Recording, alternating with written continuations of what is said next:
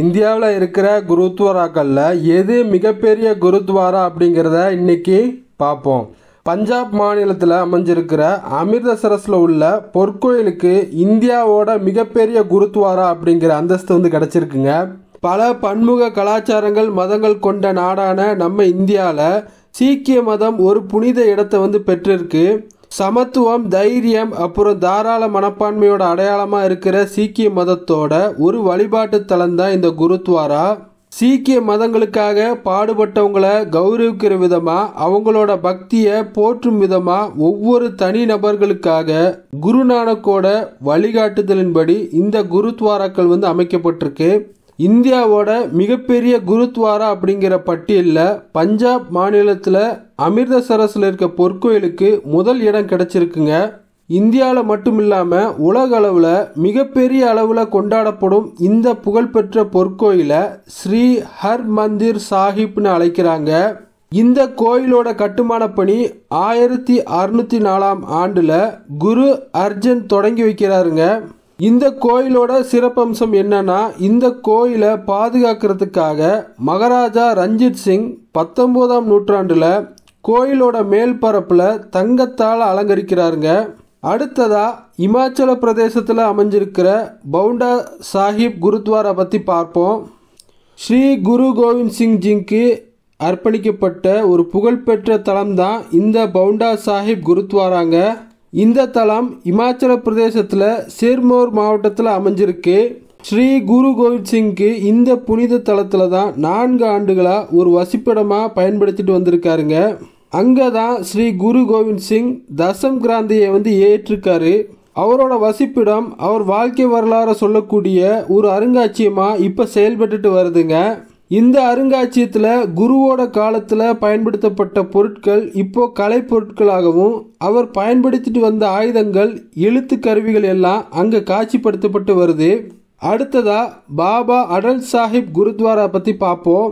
இதுவும் பஞ்சாப் மாநிலத்தில் உள்ள அமிர்தசரஸில் தான் அமைஞ்சிருக்கு.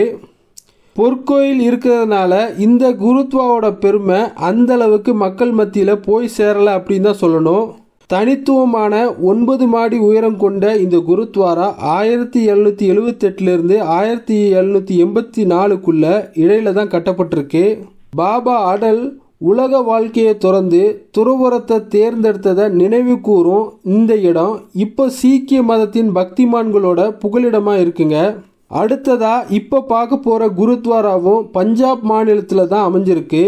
தல்வாண்டி சாபோவில் அமைஞ்சிருக்கிற தகத் ஸ்ரீ தர்பார் சாஹிப் தம்தமா சாஹிப் குருத்வாரா சீக்கிய மதத்தோட ஒரு முக்கியமான ஆன்மீக தலமாக கருதப்படுதுங்க.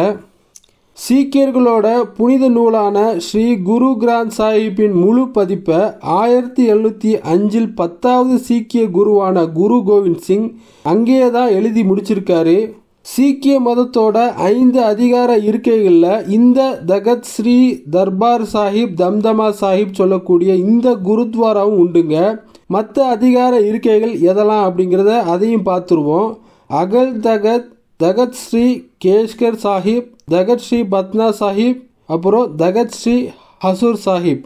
அடுத்ததா குருத்வாரா பங்களா சாஹிப் பற்றி பார்ப்போம். முக்கிய சீக்கிய மதத்தோட வழிபாட்டு தலமான இந்த பங்களா சாஹிப் நம்ம நாட்டோட தலைநகரமான டெல்லியில் தான் அமைஞ்சிருக்கு. 8வது சீக்கிய குருவான குரு ஹர் கிசானுக்கு சம்பந்தப்பட்ட இந்த குருத்வாரால சாரோவர்னு சொல்லக்கூடிய ஒரு புனித குளம் இருக்குங்க. முகலாய பேரரசர் 2ஆம் ஷா ஆலம் ஆட்சியில் இருக்கும்போது டெல்லியில் 9 சீக்கிய ஆலயங்களை நிர்மாணிக்கிறத மேற்பார்வையிட்டு வந்த அமரின் ராஜா ஜெய்சிங் ஒரு நிலத்தை நன்கொடையா சீக்கிய ஜெனரலான சர்தார் பாகேல் சிங்குக்கு கொடுத்திருக்காருங்க. அந்த நிலத்துல தான் 1783 ஒரு சிறிய ஆலயத்தை சர்தார் பாகேல் சிங் கட்டியிருக்காரு. அந்த சிறிய ஆலயம் தான் இப்போ இருக்கிற பங்களா சாஹிப் குருத்வாரா உருவெடுத்திருக்குன்னு சொல்லப்படுதுங்க. காணொளி பார்த்தமைக்கு ரொம்ப நன்றி. அடுத்த காணொளி சந்திப்போம். நன்றி, வணக்கம், வாழ்க வளமுடன்.